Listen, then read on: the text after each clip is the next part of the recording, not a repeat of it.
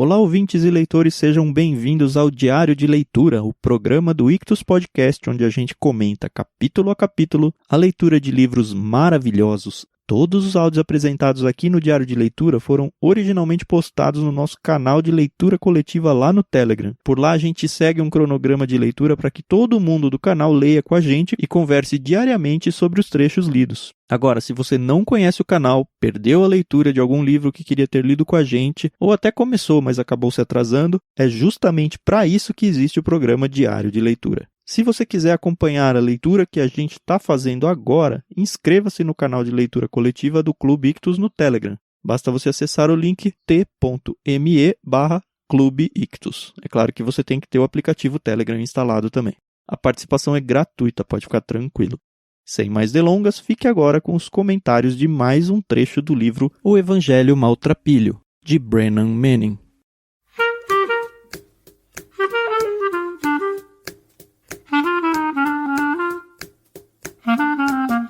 Bom dia! Começando um novo livro. Acabamos de ler Agatha Christie, foi muito legal. Se você acompanhou com a gente, sabe do que a gente está falando. Se não acompanhou, sem problemas, começa a acompanhar a partir de agora. Estamos lendo o Evangelho Maltrapilho, de Brennan Manning. No canal aí você tem o cronograma de leitura. A gente vai ler ele, acho que é 11 dias, né, Carol? Isso. E hoje a gente vai falar sobre o capítulo 1. Exato. A gente veio aí de uma história de suspense policial, com tramas e teorias e conspirações. E agora a gente pegou um livro que tá fazendo a gente pensar de outra forma, né? Eu confesso que eu nunca tinha lido nada do Brennan Manning. Eu também. Sou formado em seminário, mas, enfim, nunca acabei lendo nada. É a primeira experiência. Ele foi uma indicação do Burjac, é isso? Do Burjac.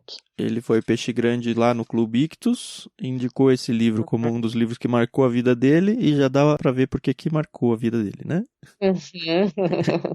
Com certeza. É isso, acho que a gente pode começar a falar sobre ele. Ele começa com uma pequena apresentação, né, da editora. Ele foi publicado aqui no Brasil pela editora Mundo Cristão em 2005.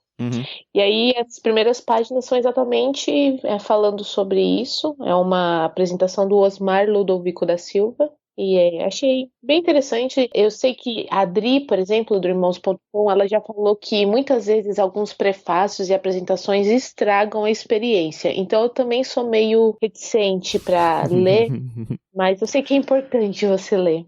É verdade. Não, esse não estragou nada, pra mim, pelo menos, não. Apesar que esse livro também, ele é...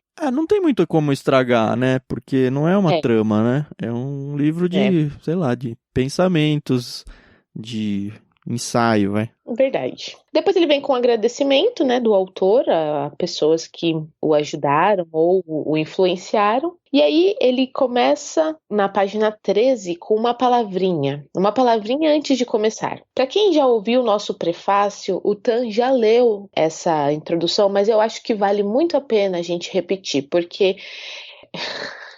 já te desmonta, né? Então, Tan, lê pra gente aí esse iniciozinho. É uma palavrinha, então, antes de começar.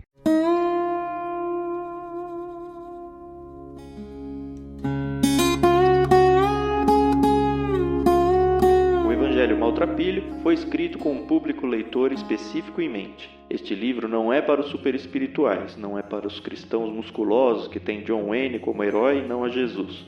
Não é para acadêmicos que aprisionam Jesus na torre de marfim da exegese.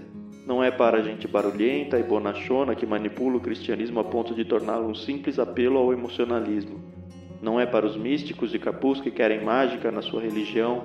Não é para os cristãos aleluia, que vivem apenas no alto da montanha e nunca visitaram o vale da desolação.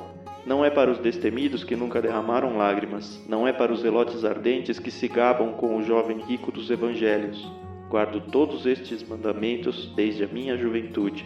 Não é para os complacentes que ostentam sobre os ombros um sacolão de honras, diplomas e boas obras, crendo que efetivamente chegaram lá. Não é para os legalistas que preferem entregar o controle da alma a regras a viver em união com Jesus. O Evangelho Maltrapilho foi escrito para dilapidados, os derrotados, os exauridos. Ele é para os sobrecarregados que vivem ainda mudando o peso da mala pesada de uma mão para outra. É para os vacilantes, e de joelhos fracos, que sabem que não se bastam de forma alguma e são orgulhosos demais para aceitar a esmola da graça admirável. É para os discípulos inconsistentes e instáveis cuja azeitona vive caindo para fora da empada. É para homens e mulheres pobres, fracos e pecaminosos com falhas hereditárias e talentos limitados. É para os vasos de barro que arrastam pés de argila. É para os recurvados e contundidos que sentem que sua vida é um grave desapontamento para Deus. É para a gente inteligente, que sabe que é estúpida, e para discípulos honestos que admitem que são canalhas. O Evangelho Maltrapilho é um livro que escrevi para mim mesmo e para quem quer que tenha ficado cansado e desencorajado ao longo do caminho.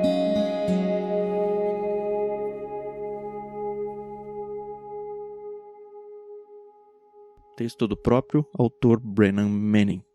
Esse textinho aqui, então, o início, já diz a que vem o livro, né? Ele vai falar justamente sobre pessoas, não, para pessoas destruídas, desmontadas. A gente já vai entrar assim e, na verdade, se a gente for ser bem honesto, todos nós somos um pouco disso, talvez muito. Era o que eu ia falar. Eu pensei, quando eu li esse iniciozinho, eu falei, ok, então é pra mim. Porque eu acho que assim, conforme você se torna um cristão, você começa a viver a sua vida cristã e estudar a Bíblia, e estudar a história, né, cristã da igreja, você automaticamente vai ganhando um amadurecimento, ou pelo menos é o que você pensa, né? Só que a gente esquece daquela coisa do primeiro amor, né? A gente se torna muito frio em alguns momentos, né? Esse livro, ele vai falar exatamente sobre isso, né? O capítulo 1 começa, o título é Alguma Coisa Está Muito Errada, e começa a falar sobre a graça, né? Ele foi dar um seminário, tipo um congresso, e aí ele falou, disse que fez a pregação dele, enfoquei a completa suficiência da obra redentora de Jesus Cristo no Calvário. E aí ele dá vários exemplos do que ele fez.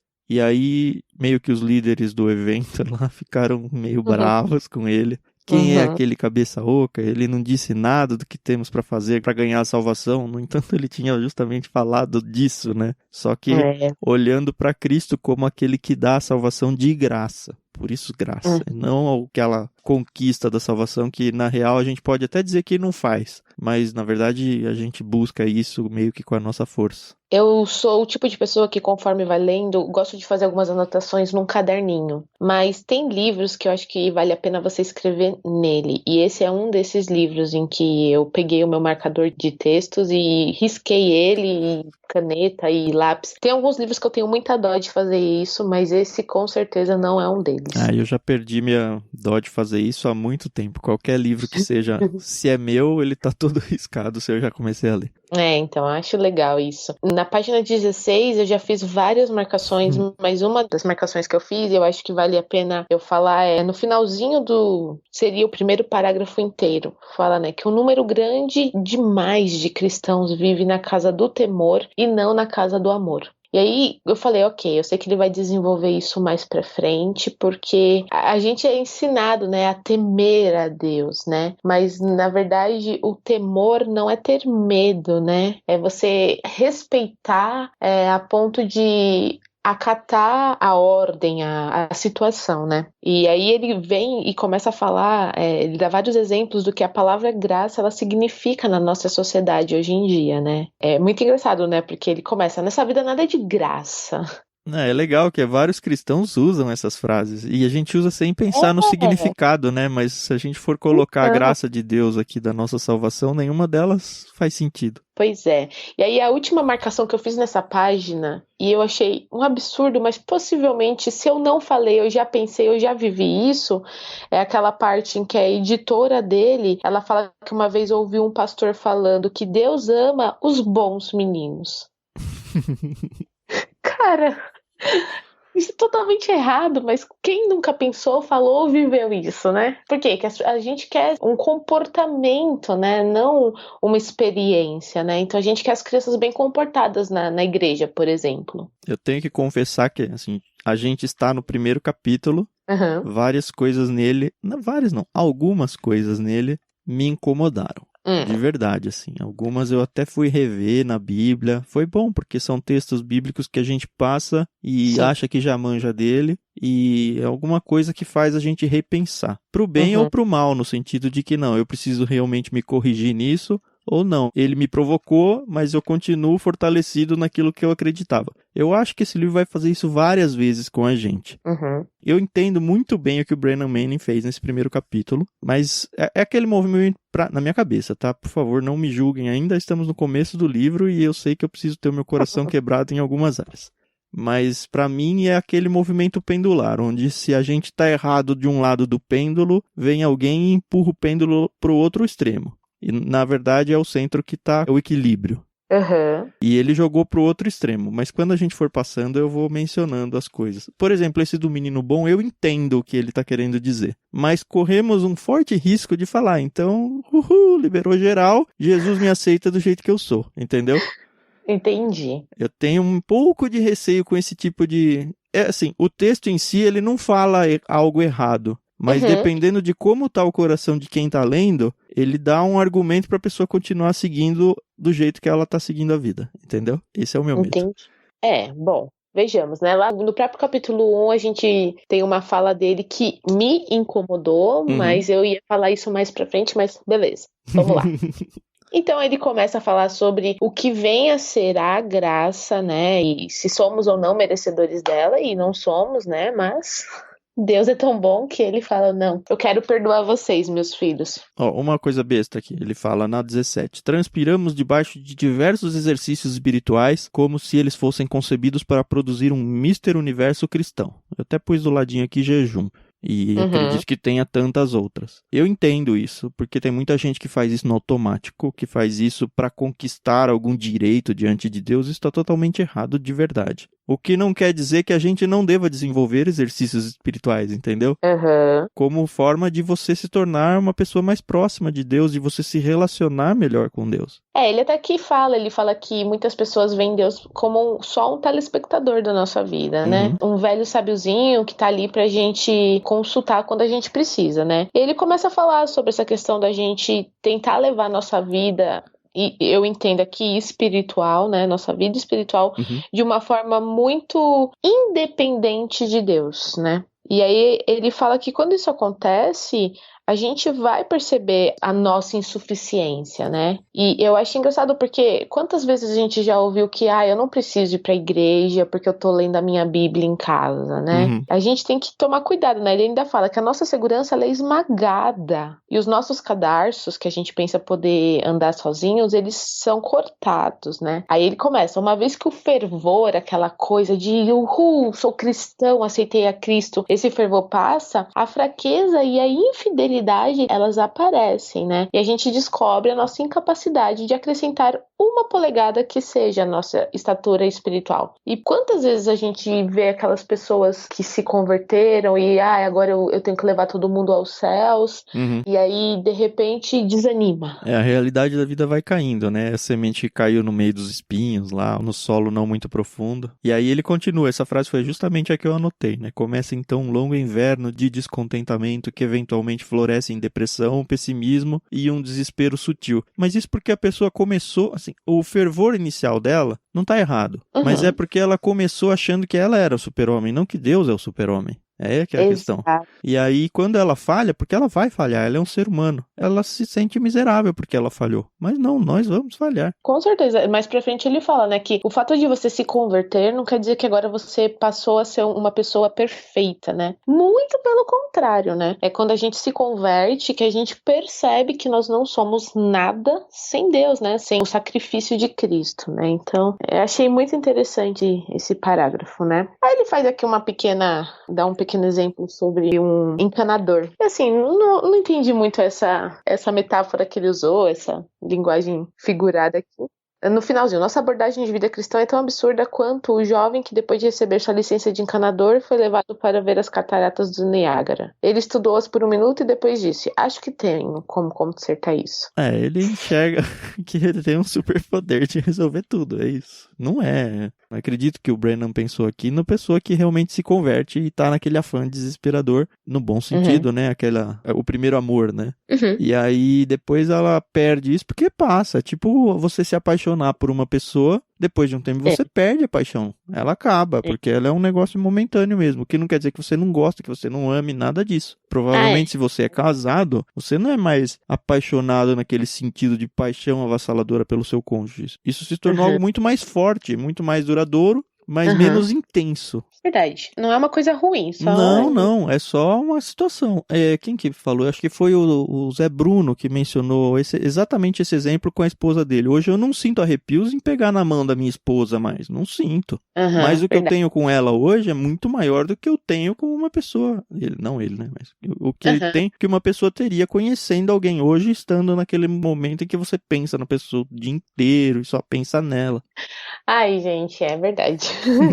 Bom, aí eu achei legal que depois ele cita aqui o Dostoiévski, né, no livro Crime e Castigo, né, que Sim. nós também já lemos, já enviamos no Clube Ictus, que explica sobre a questão da graça, né, e ele fala que o Dostoiévski foi muito feliz ao entender o que é a graça, né, ele capturou o choque e o escândalo do Evangelho da Graça, e aí ele dá aqui um parágrafo todinho, falando que no último julgamento Cristo vai nos olhar e vai dizer: vinde vós também, vinde bêbados, vacilantes, filhos do opróbrio, seres vis, vós que sois a imagem da besta, que trazem a sua marca, vinde, porém, da mesma forma, vós também. E os sábios e prudentes dirão: Senhor, por que os acolhes? E ele dirá: se os acolho, homens sábios, se os acolho, homens prudentes, é porque nenhum deles foi jamais julgado digno. E ele estenderá os seus braços, e cairemos aos seus pés, e choraremos e soluçaremos, e então compreenderemos tudo. O Evangelho da Graça da Paz. Senhor, venha o teu reino, né? Isso é uma citação do Crime e Castigo lá do Dostoiévski. Uhum. É mais um texto que eu falei, olha, pode ser um texto para você usar como pretexto. Eu também pensei nisso. Eu anotei de lado aqui, olha, salvação universal ou um filho obediente na parábola do filho pródigo?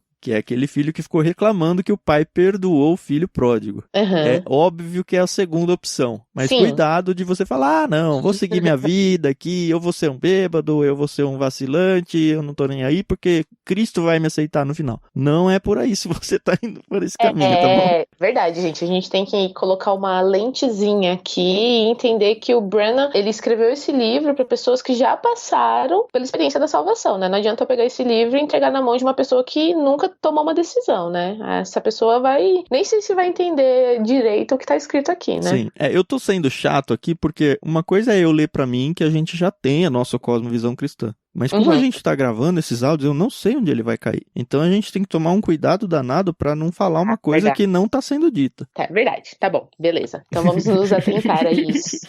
Enfim, depois ele começa falando sobre a reforma, né? Eu achei até bem legal quando ele cita a reforma. É como o alicerce disso tudo, né? Como o retorno à graça, a graça redescoberta, né? E aí ele faz uma analogia aqui, depois mais pra frente eu entendi por quê, né? Ele fala muito sobre bebida, né? Sobre garrafas. A reforma foi uma ocasião em que os homens ficaram cegos, embriagados por descobrir no porão empoeirado do medievalismo tardio uma adega repleta de graça envelhecida há 1500 anos, com teor alcoólico 100%. Garrafa após garrafa de pura escritura destilada, um gole da qual bastava para convencer qualquer um de que Deus nos salva sem precisar de ajuda. E por que ele fica fazendo esses pontes com a bebedeira, Carol? A gente descobre que Brennan Manning é um alcoólatra. E cristão, né? Ele caiu nisso sendo cristão, né?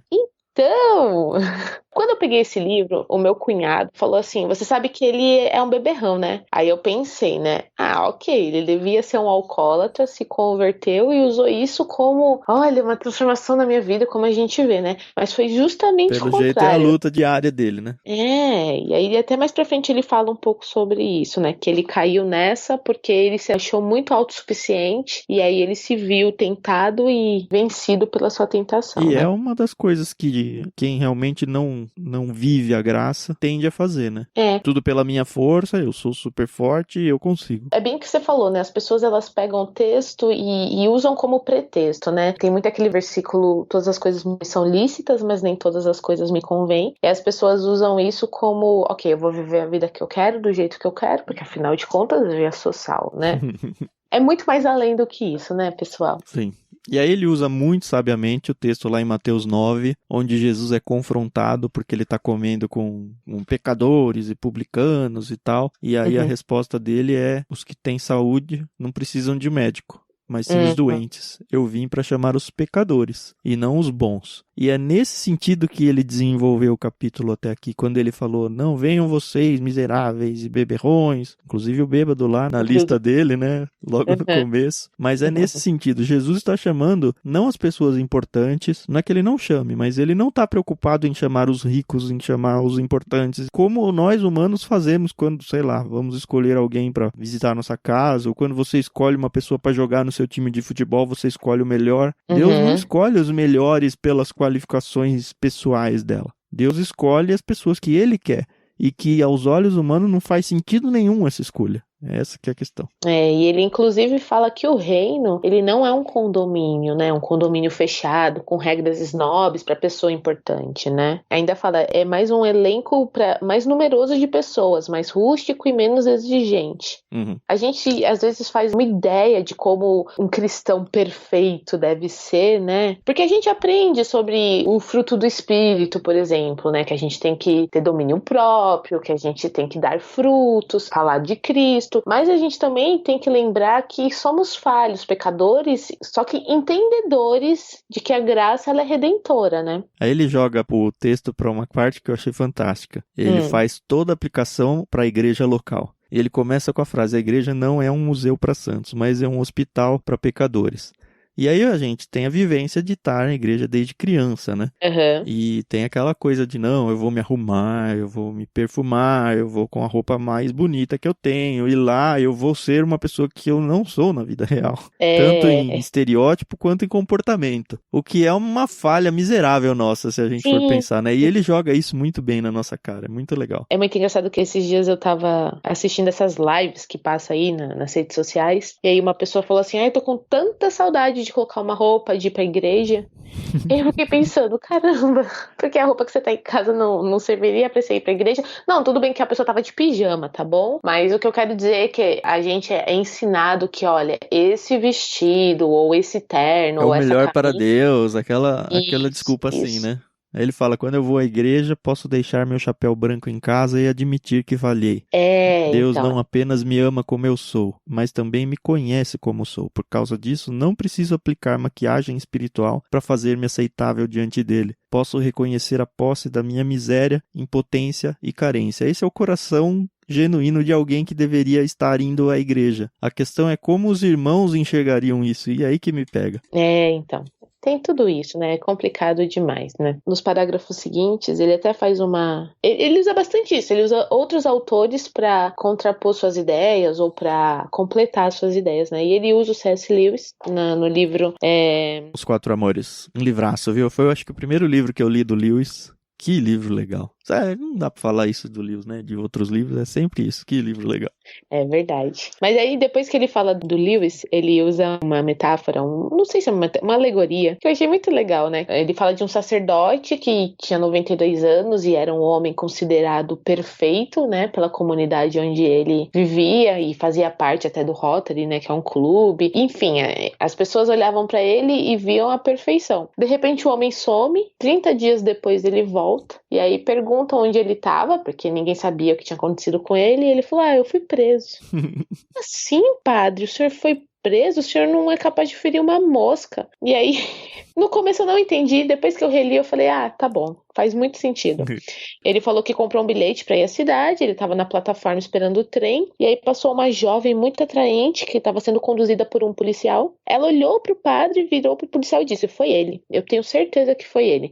Não falo o que foi, né, o que aconteceu, mas aqui fala que o padre ficou tão lisonjeado que ele falou: sim, fui eu, culpado. E o que você entendeu disso, Carol?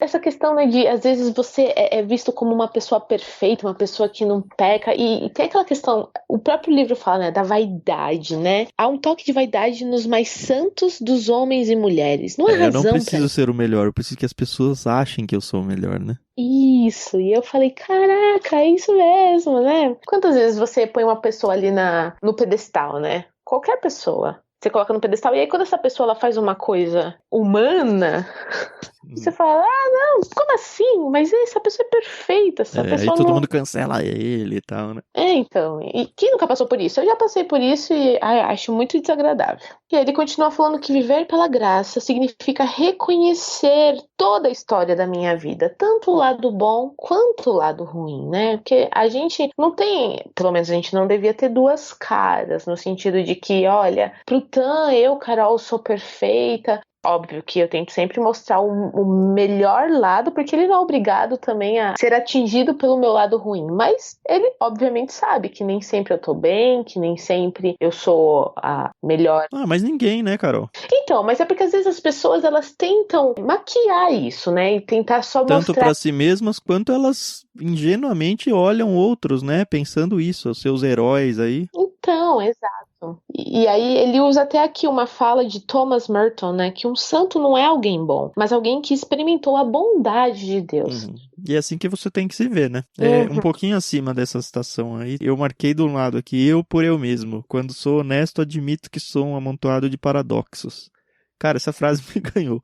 Creio e duvido, tenho esperança e sinto-me desencorajado, amo e odeio, sinto-me mal quando me sinto bem, sinto-me culpado por não me sentir culpado. Nossa, isso muito, cara. Me sinto culpado por não me sentir culpado. Sou confiante e desconfiado, honesto e ainda assim sincero.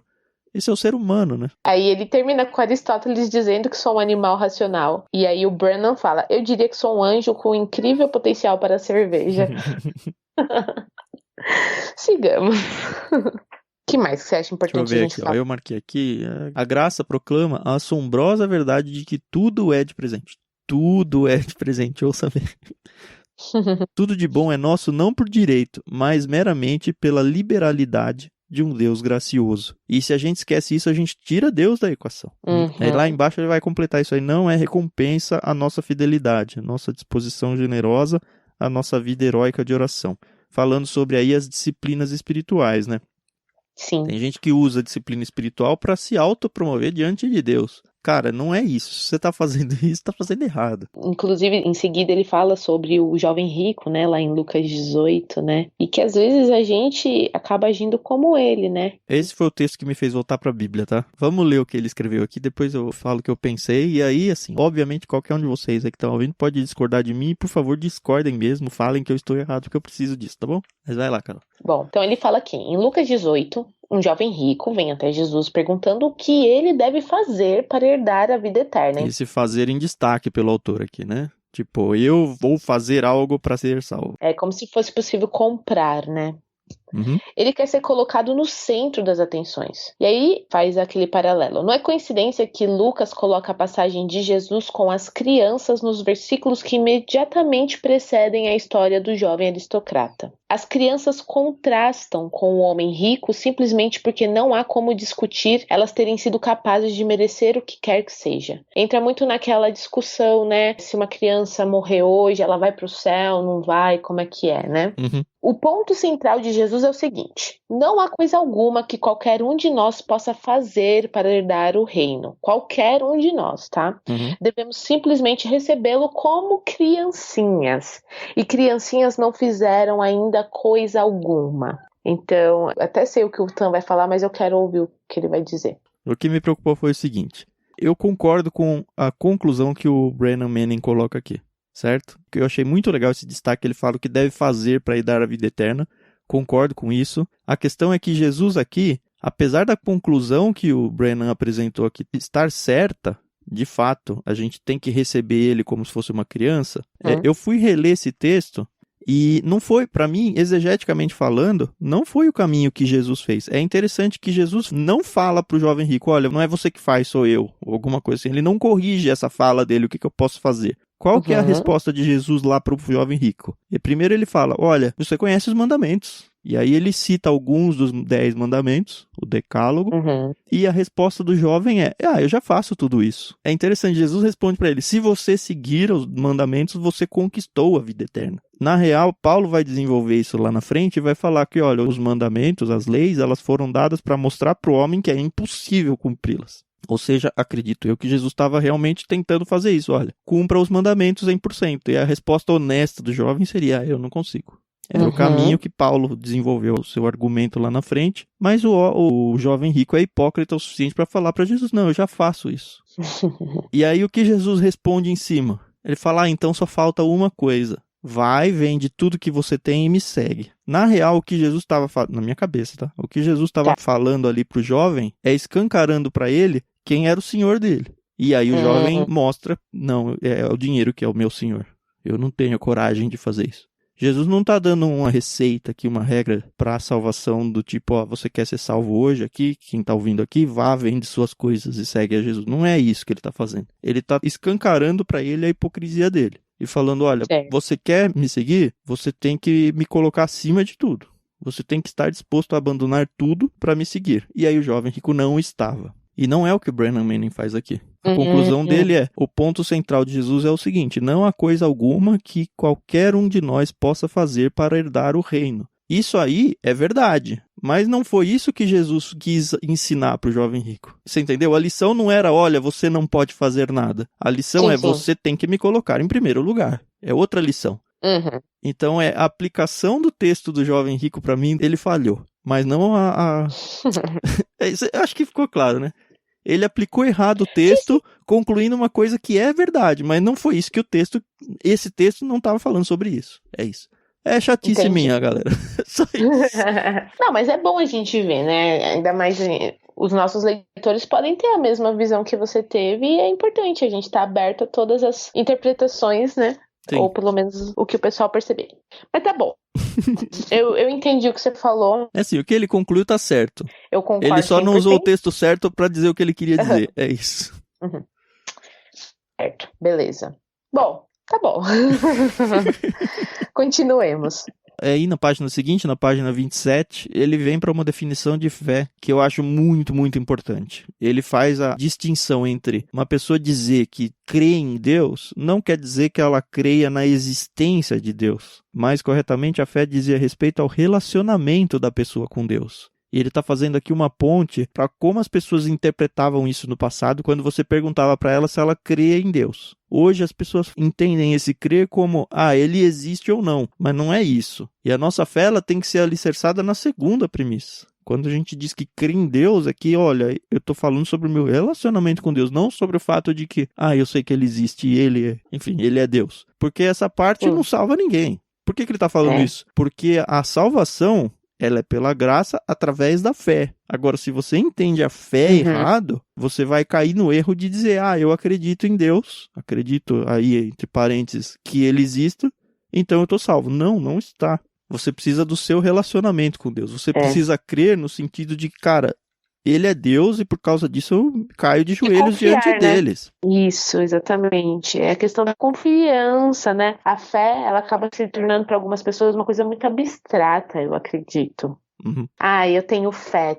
Tem fé no quê, né? Porque a gente acredita que a gente vai acordar no dia seguinte, que a gente vai ter comida na nossa mesa, mas por que a gente acredita nisso, né? Porque a gente tem que ter confiança em Deus, né? Confiança de que Ele vai suprir as nossas necessidades, vai nos dar um trabalho, força, vitalidade, enfim. E eu acho que é isso que ele tá falando, né? Que existe essa diferença, né? Entre ter fé em alguma coisa, a crença que Deus pode ou não existir, e a fé naquela questão de confiar. Tem um gap muito grande entre essas coisas, né? A primeira é uma questão da mente e a segunda do coração. A primeira pode nos deixar inalterado, a segunda, intrinsecamente, nos trazer uma mudança, né? Então, acho que essa questão da fé, ela é tão importante quanto a graça, né? E aí volta pro perfil da pessoa que Deus escolhe, né? Jesus não vem pro super espiritual, mas ele vem pro vacilante, pro enfraquecido, que sabem que não tem nada a oferecer e que não são orgulhosos demais para aceitar a esmola da graça admirável. Achei essa frase muito show. Aí ele volta pra a igreja local, né? Que eu acho que é a ponto-chave, assim. Pra mim, é o ponto mais importante do capítulo. Não é o ponto mais importante para o autor, mas é que eu já saquei o que ele quer querendo dizer, então é o ponto que mais pegou pra mim, porque eu acho que é onde a hipocrisia ficou mais escancarada, nessa questão da igreja local. Ele fala, algo está muito errado quando a igreja local rejeita a pessoa que Jesus aceita. E é isso, cara.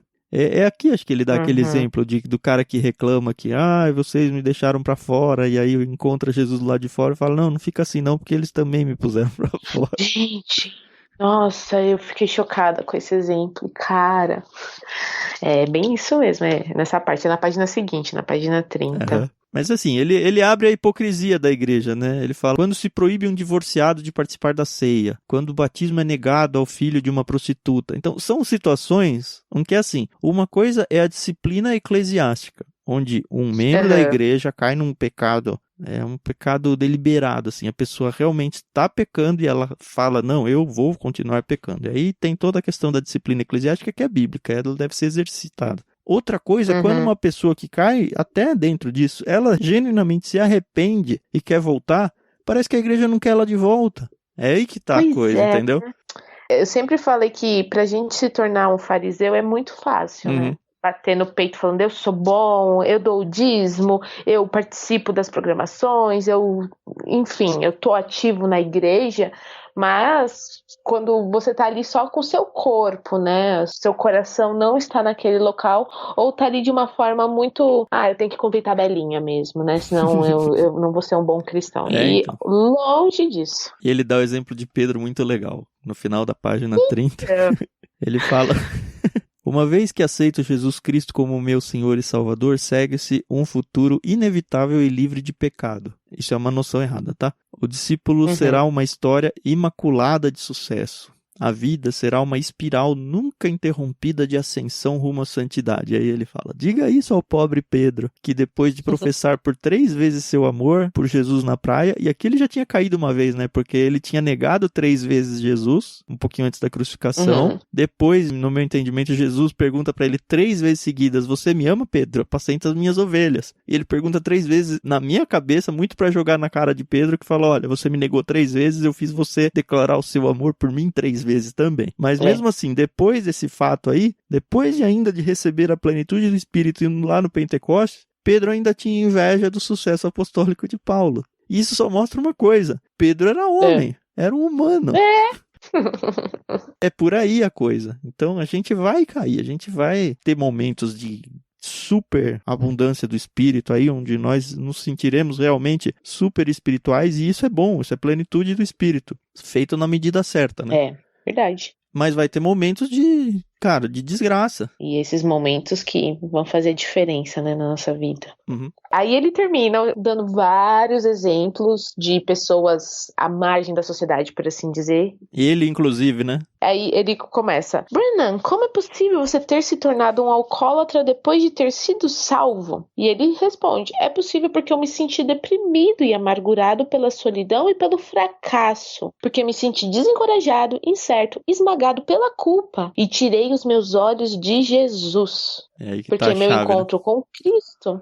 então, e é isso que eu achei importante, que ele falou, é porque eu me permiti passar por essa situação porque os meus olhos não estavam em Cristo, eles estavam nas situações, né? E aí ele fala que o encontro dele com Cristo não o transfigurou num anjo, porque a justificação pela graça significa que meu relacionamento com Deus foi consertado, não que me tornei o equivalente a um paciente sedado em cima de uma mesa. Então, é isso, gente, ser cristão não é ser uma pessoa que a partir do momento, não vou mais pecar, a Bíblia fala, sede santos porque eu sou santo, né? Nós temos que buscar esse estilo de vida, mas a gente tem que saber que a gente continua com a natureza pecaminosa. E vai ter momentos em que nós vamos ter vergonha de nós mesmos. E vai ter momentos em que a gente vai estar super bem espiritualmente e vai converter isso numa arrogância espiritual. E é aí que a queda vem. Então, exato. E é nesse momento em que você tem que se ver próximo de pessoas, uma igreja, um pastor, amigo, sua família, que estão ali também, que vão te impulsionar, sabe? Não te puxar, mas sempre baseados na verdade de que sem Deus, sem Cristo, sem a fé, sem a graça, a gente vai cair. Sim. Nós precisamos de pessoas próximas o suficiente para puxar a nossa orelha quando a gente precisar e, ao mesmo tempo, dar um abraço na gente quando a gente precisar. Sabendo que, olha, você está em pecado, eu estou aqui para te ajudar a se livrar dele, você precisa, sim, de confrontação, mas você também precisa de carinho, Você precisa de alguém próximo para te ajudar a se reerguer, porque amanhã sou eu que caio. Então, tem até um versículo na Bíblia, né, que fala, né, que a gente tem que tomar cuidado, porque as pessoas caem, né, mas que a gente tem que tomar cuidado, porque a gente pode cair também, né?